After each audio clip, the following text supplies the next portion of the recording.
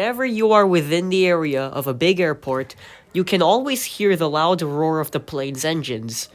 But how exactly do these jet engines work? The way jet engines work is quite complex. According to NASA, the general idea is that the big fan in the front of the engine sucks in the air, which goes into a compressor. The compressor has lots of blades connected to a shaft, which when spinning quickly compresses the air and increases its pressure. The air gets sprayed with fuel, then gets lit with an electric spark. This results in gases that expand, which go through the turbine, which is another cluster of blades that are connected to the compressor. After that, the gases shoot out through the nozzle at the back of the engine, which results in the aircraft's forward movement.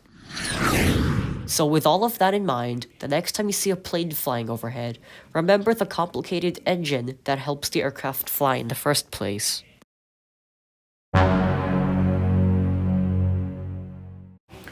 What are the differences between a narwhal and a whale? Well, that's a question I'm uncovering today. But first, we're going to ask the Q. What is a narwhal? A narwhal is a middle-sized toothed whale that, unlike other toothed whales, has no teeth in its mouth. Here, according to Ocean Exploration, instead, male narwhals have a single long, straight tooth or tusk that protrudes 2 to 3 meters out of the upper left jaw. Speaking of tusks, fun fact, narwhals are actually the origin that made the whale know and love unicorns. On rare occasions, males grow 2 tusks, and in case you're wondering, only 15% of female narwhals have tusks, according to WWF Arctic Program.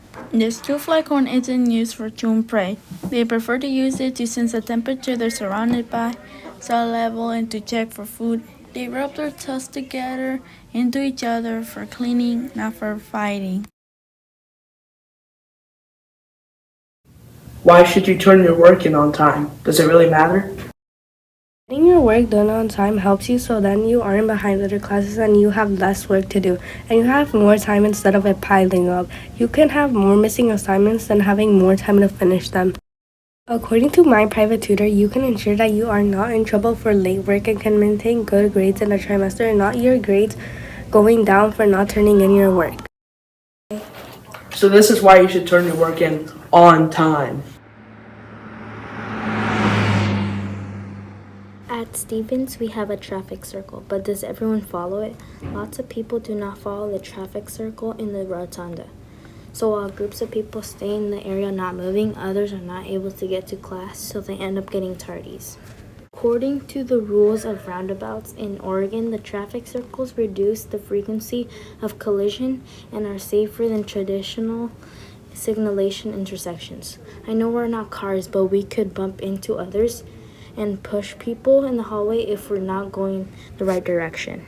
So, to reduce falling, bumping into each other, and pushing each other in the halls, follow the traffic circle in the rotunda.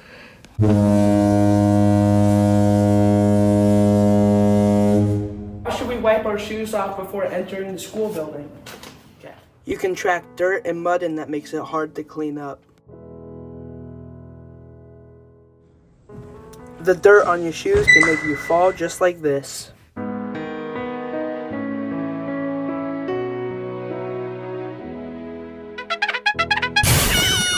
Instead, wipe your shoes off when you enter the school building.